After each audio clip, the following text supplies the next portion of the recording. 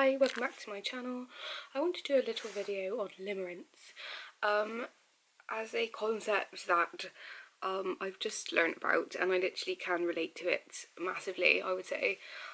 So it can be something that can be prevalent in relationships or in work or in family, where it can go along with toxic abuse, I believe, where one person is toxic, the other person is in a state of limerance, wanting to believe that person will not be toxic anymore. I'm going to omit the word toxic people because of the amount of times I've used it, and I do think limerance can be, it is massively related to toxic people, but at the same time, it's this whole thing in itself, and I think it's about understanding that from the person's perspective that may be experiencing it. From my experience, I did just film this on my phone, and it keeps turning off, so the camera it is. I spoke about quickly at the beginning saying that I think I witnessed this in school, with this hierarchy sense at times where I feel like certain people weren't very genuine, I believe, and I didn't really understand why other people would want to hang out with them. But then I understand that some like attracts like, if two two narcissistic people want to hang out together, that's fine. But I also feel like there can be this sense of limerence within other people that kind of can also be tempted towards this hierarchy sense of like, if I can hang out with this person, like they will then elevate my social status and then be in a state of limerence. Because I think just because like two people are narcissistic doesn't mean that they have a healthy relationship. I think like people can still be in limerence, they can still be in this social climber aspect, even if it is, that was a perspective that I had, was that overly judgmental, who knows. But that was just, I wanted to preface with that because I do think it's so common, especially in romantic relationships. It's seen all the time in romantic relationships, and I think it's like a massive issue within our culture at the moment, just because of things like sexual acceptance and the freedom of things like Tinder. Apparently Tinder has done a lot of good things for things like loneliness, and as someone that's used Tinder in the past and had relationships from like dating apps and stuff, and I do probably, I don't think they're bad things at all, and I think like that's a valid point. But at the same time, we do live in this culture of like accepted promiscuity, if more. I don't know, I do think it's probably always been there, maybe just like not so spoken about in society, who knows. But yeah, so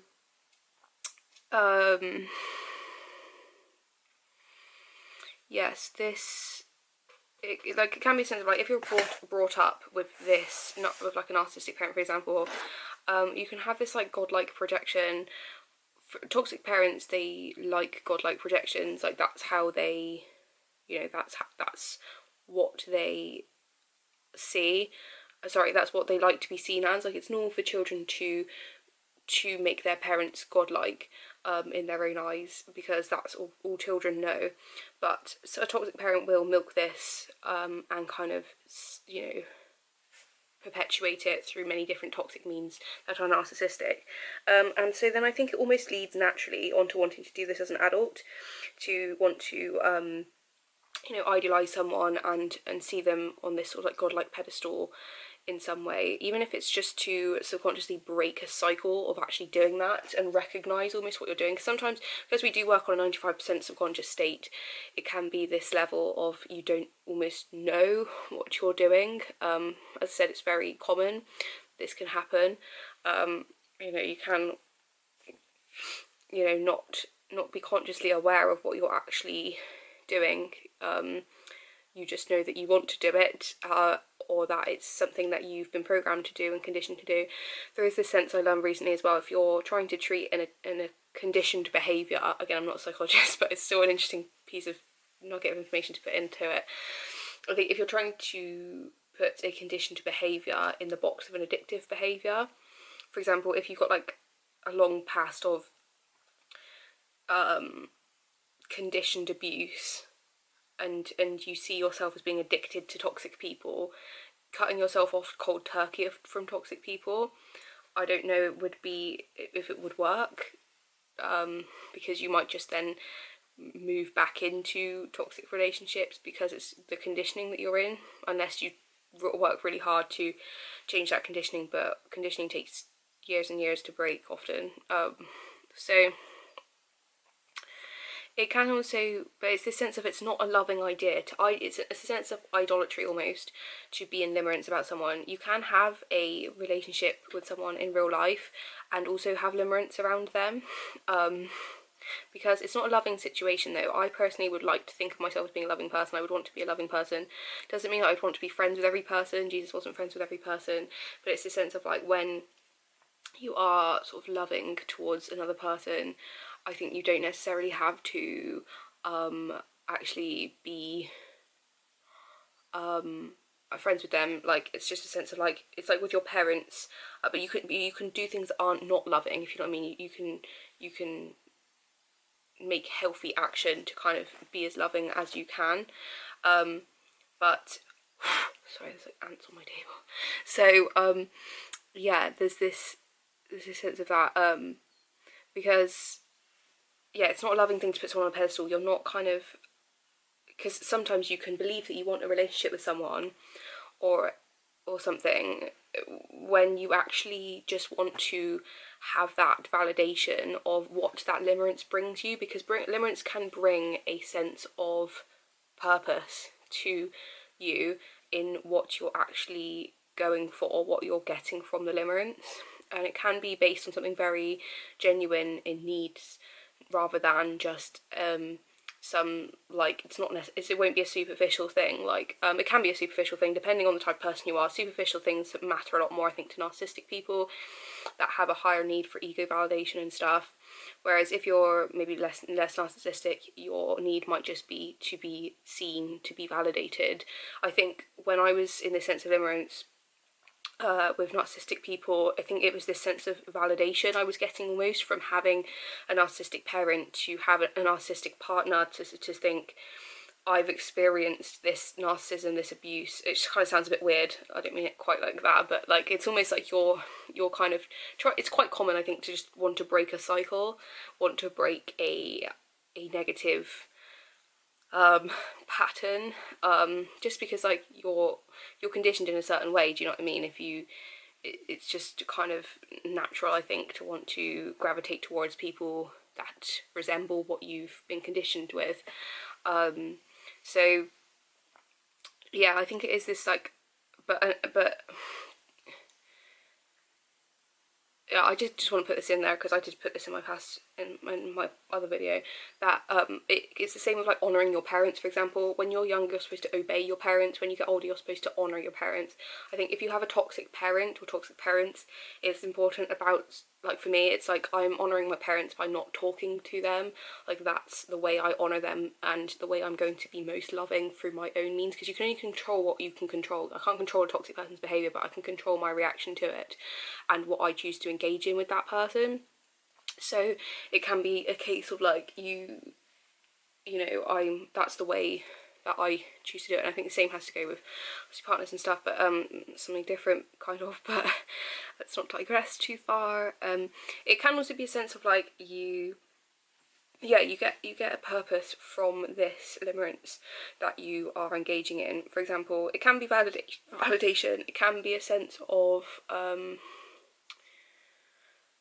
be that through validating your experiences, validating your ego, validating whatever, or just sort of getting attention, convincing yourself that this sort of perfect person is going to swoop in and kind of fix all your problems, or whatever that means. The limerence is to you, I suppose, come in to fix your problems, come in to save the day, this hero complex, this I'm going to protect you from all this sort of bad stuff, and I think this can be a sense when females or males actually choose violent or volatile partners. It can be this sense of, I watched a video about this, of if a person picks a volatile partner, it can be this expectation that the person who picks the volatile partner has, that that person is going to then protect them, but often it's the other way around. Often the volatile partner actually abuses the other person, you know, I think there is two sides to every story, but at the same time, often if someone is quickly triggered and stuff, it can be a sense of, it's not so much, it can be the sense of protection, but also you act on the people that are closest to you with your, you know, your instincts and stuff, and if that's the way you swing as a person, it's going to show up, and it will probably go against you rather than the protection of you, generally. So but it can be that you are also sharing a habit with a person. As I said, it's not like you have to be in limerence of a celebrity. You can be in limerence with a celebrity if you like sitting there believing that Zac Efron's going to come and knock on your door and like ask you to marry him, then. But at the same time, like, it's not going to happen, is it? But I hate to burst a bubble, but I don't think many people would be doing that. I hope so. But yeah, you can share a habit that you then feel is okay to put the responsibility of that sort of sin, or whether you want to look at it in a biblical sense or not. I'm not here to tell someone that they're sinning, but I'm saying that biblically things like sexual immorality, we're all sinners here, and I've definitely not been sexually moral my whole life, but it's like sexual immorality and kind of sort of like sexual sin and drug abuse and kind of, you know, drunkenness and all that stuff. But at the same time, like, we live in an imperfect world. I'm aware that not everyone wants to live this like perfectly, and it's not about living a perfect life. I don't think it's not about living a life free from sin completely, but from a limerent perspective, let's just put it in that, which is what I'm actually talking about here. I'm not here to like condemn people, because let's just say I haven't been sober my whole life either. But it's a case of like, if you do have this shared habit with another person, you can become resentful of them because of the fact that they're like egging you on to do that thing that within a conscience level, even if you know, are narcissistic and you feel this sense of guilt, it might not go through your neuro pathways in the way that I feel guilty for being a nasty person, unless you're a self-aware narcissist and you might have some awareness of that. You know, it might just come out in rage and sort of like unknowing of what you're doing and just stuff like that, sort of like rageful kind of let off of steam sort of thing. But you know, if you're not consciously aware, or you won't admit to yourself within your ego that you are being ridiculous or unfair or whatever, but you can have this shared habit to sort of be that sexual immorality, be that drug abuse, be that alcoholism, or sort of within gangs potentially violence, where you become resentful of, I don't know gang psychology, but that was something that I kind of came up with it when I was recording this earlier, that, you know, if one person within a gang has some level of guilt, potentially, for killing someone, for example, they might become resentful of another gang member that has kind of enforced that with them, and that can be probably a very horrible situation to be in.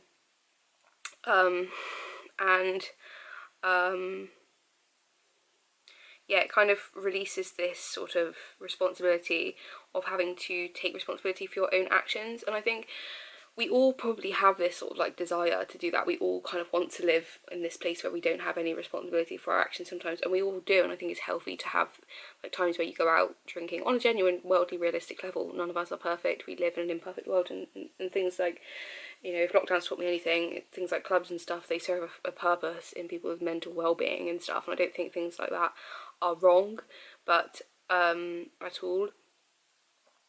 But the fact still remains that when you're putting someone on a pedestal, it's not genuine love. It's not, and it can't be love, because you're kind of creating that wall between you and another person. So you can't actually have that genuine connection while being limerent in certain aspects, I believe. Because genuine connection is about being vulnerable and authentic, and being your adult self, and having compatibility, having equal relationships where you kind of give and take, and you sort of experience that on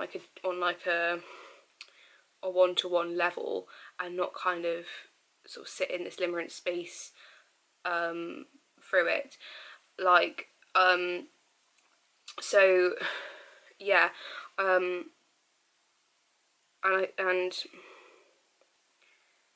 I think almost narcissists can be in this limerent state around people that it's not just like just people that are, you know, victims of narcissistic abuse to narcissists. I think narcissists can be limerent of empathic people as well, when they sort of have this like perfectionistic standard in their own minds of what they expect from another person, and not really wanting to engage with that person on a genuine level, but sort of projecting this sort of perfectionistic standard upon them that sort of doesn't exist for a start, and is a projection of what they want to see in another person, or the sort of outcome that they want to be associated with, if that makes sense. So yeah, and it can also allow you to be in this victim position where it relieves your responsibility of being adequate. If you have this complex, or you have naturally low self-esteem, for example, if you have borderline traits and stuff, that you can be vulnerable to this. If you are a narcissist, you can have vulnerability to this. If you're any person really, you can have low self-esteem, but if you have trauma, you can be vulnerable to this. You can be in this victim position where you have this sort of like fantasy of, I'm not good enough now, but I will one day. But it's this sense of like, then it becomes this chicken or the egg situation where narcissists do degrade you, they do give you future faking, they do love bomb you, they do hoover you. Whether you haven't seen anything to do with narcissism, please check back on my other videos. I've got a few videos on narcissism. I've got many on toxic people now. But yeah, they do degrade you, they do sort of bring you down and stuff to then perpetuate your low self-esteem. But it can keep you in this limerent state of like, I'm not good enough now, but one day when I fill in the blank, do this, I will be good enough. And I think this is, I don't like to be triggering, so trigger warning for anyone that has any sort of eating related triggers, but as someone that has experienced this in the past, I think this is how eating disorders can come about. I think this has been shown in things like narcissistic abuse where eating disorders can be there, but when I think you can have eating disorders from things like limerence as well, because, or again, when you're put through traumatic situations and you're in a sense of Stockholm syndrome and you have to just deal with an abuser in whatever means that makes sense to you, and God forbid people become like that. I would never, again, this is the trigger section I'm talking about, but you know, I'm going to stop talking about that now, so end of trigger warning. But I can think this can be this sense, and I think marketing, unfortunately, I think does play on stuff like that, be that through fashion at times, maybe, like, you know, if you have this specific outfit, I'm not saying like things like fashion are bad, creativity is bad. I love expressing myself through my outfits, and again, I think it does have a positive to play. I think God uses all evil for good, etc. I'm not saying like eating disorders are good, but I just mean like, that's not what I'm saying at all, but I mean through fashion and stuff, like, you know, it can be used in a negative or positive way. Just eating can be used in a positive or negative way. You can eat and have a healthy relationship with food that is not based around trauma and kind of compensation, but that's sort of, it's very complicated things, so please, if you're struggling with that, please seek treatment out. End of trigger warning. But yes, so yeah, and if you also have this like sort of like maybe shy or you don't want to be seen kind of complex, it can be a sense of like you want someone to kind of take all the responsibility of everything, to be honest, and then you feel like you don't have to do it yourself. So that can be one thing.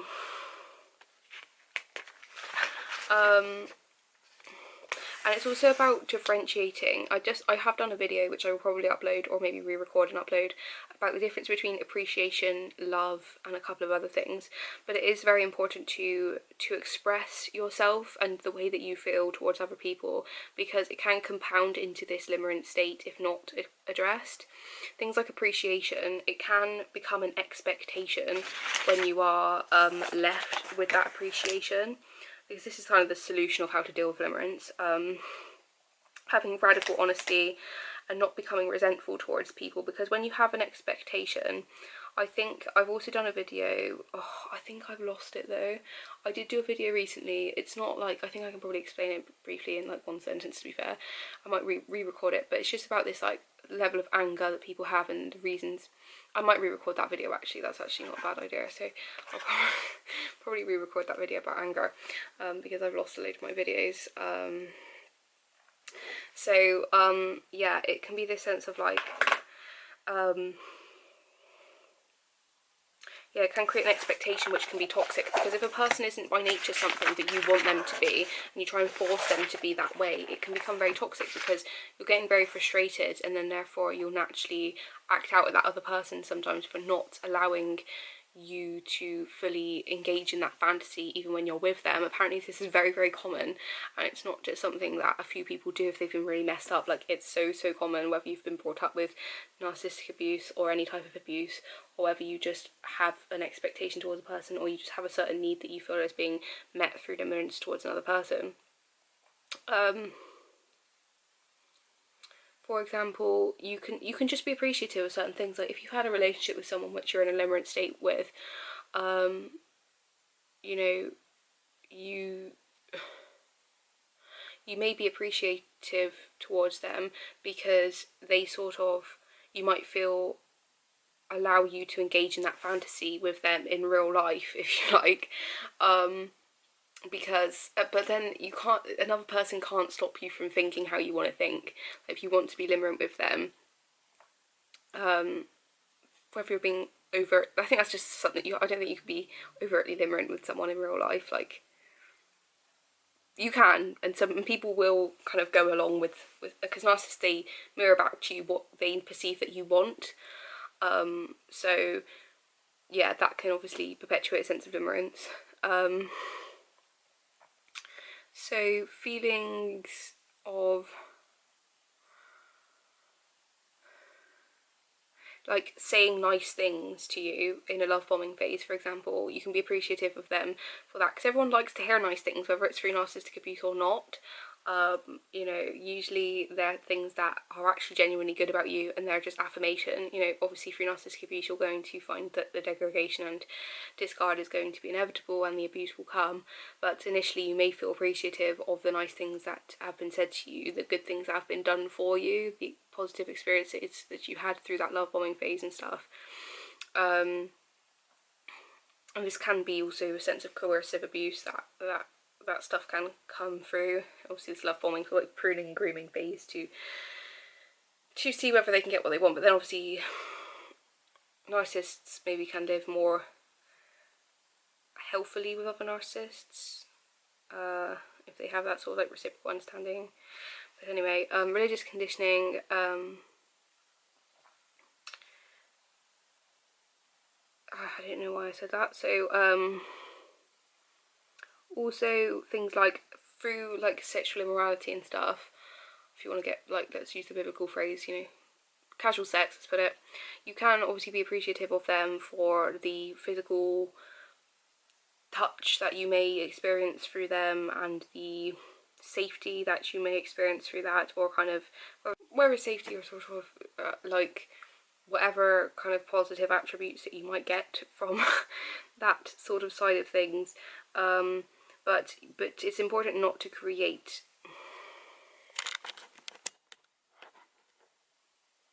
I think it's important, again, remembering that this is such a common thing, and it's not like for you to feel like the odd one out for experiencing this, because I think so many, it's just so prevalent in so many relationships and so much in society, that this can happen,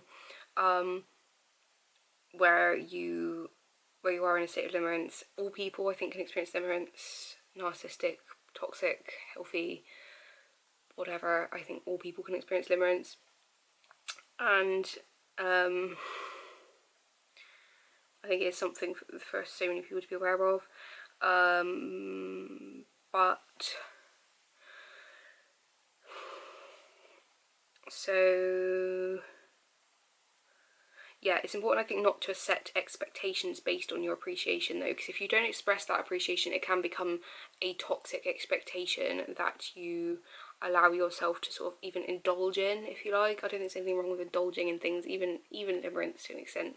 We'll all do what we want to do, and it's not about kind of castrating yourself. I don't think that's not really the way to live life, in my opinion, because I want to live as a free person.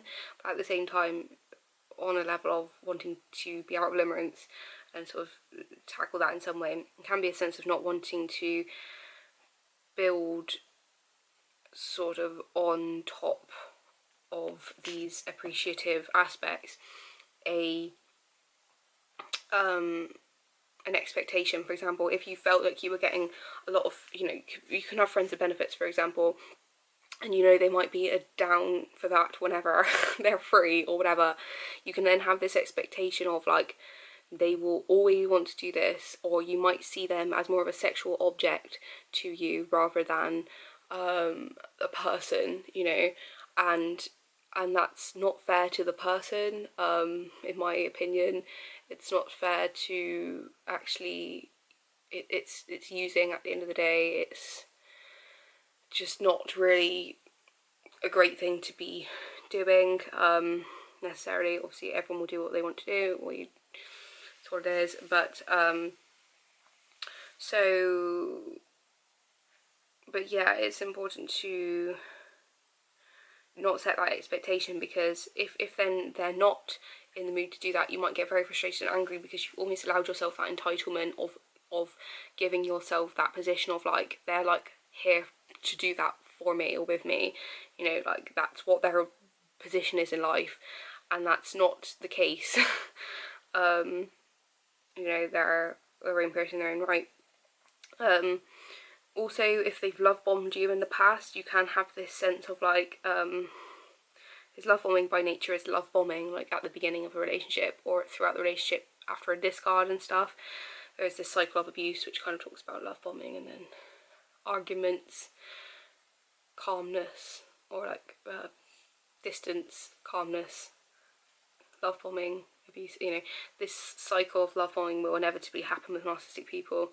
But you can have the sense of like, they're here to make my life, you know, because love bombing, it does require a lot of effort from the other person, because it does come from this sort of like grafting state often of like, I think maybe they do enjoy love bombing, but it's also like they do have to figure out what you want. I think with a healthy person, you just kind of try and find that reciprocal mutual ground, which is why life can feel a lot less sort of bells and whistles-ish if you're kind of dealing with a healthy person over a narcissistic person, if you've been in a relationship with a narcissistic person, because they really do go above and beyond often to kind of give you that sort of state of happiness in the love bombing phase, and that's just something that will pass for every person, regardless of if the person is narcissistic or whether the person is healthy, the partner of the person experiencing love bombing.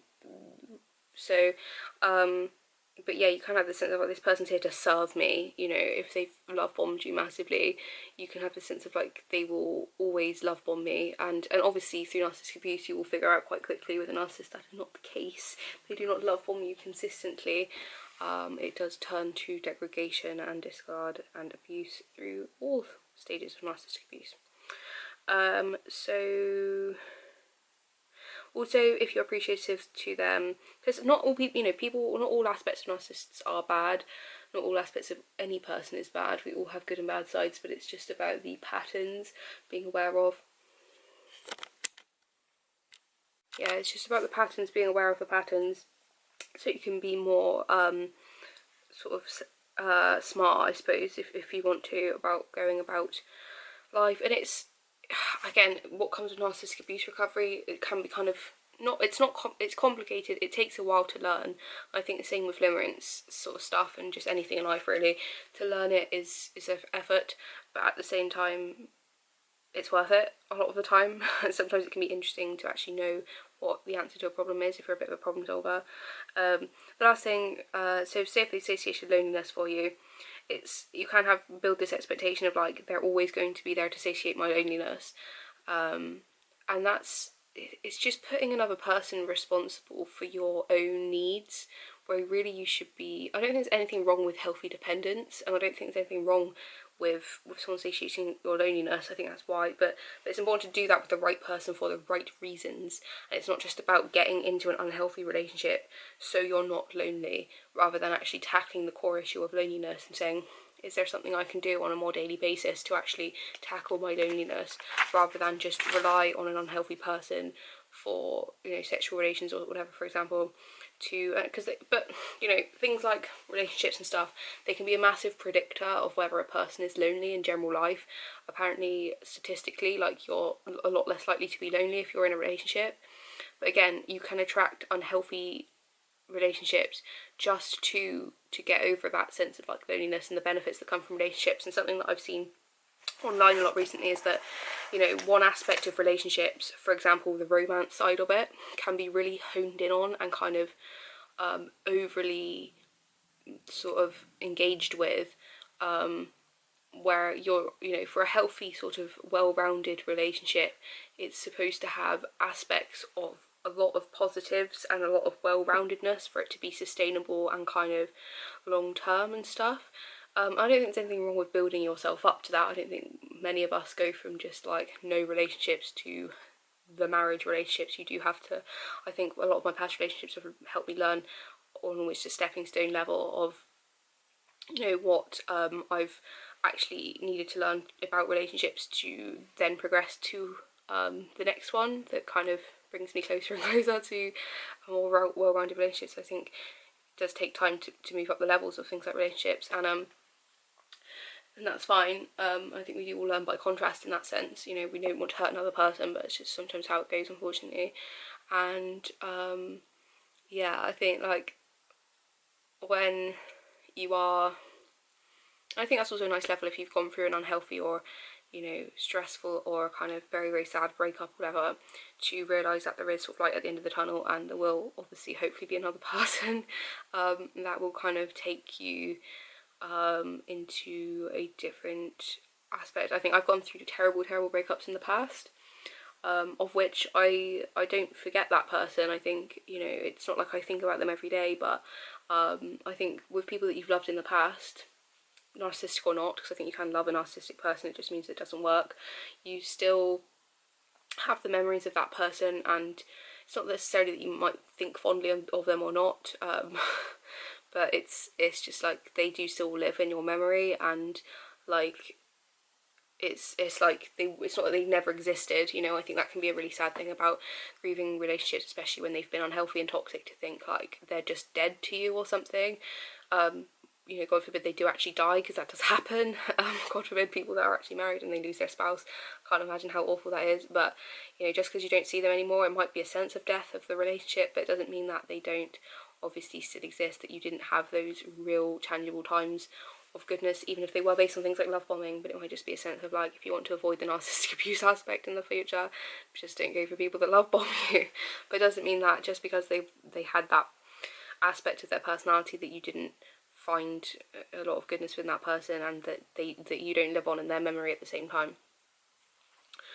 So there's that too. But yes, I think that's the main aspects that I wanted to talk about, because I have literally rambled for a while, but I do think there was a lot of information about limerence in this video, so I'm probably just going to play the whole thing. But yeah, thanks for listening. Bye.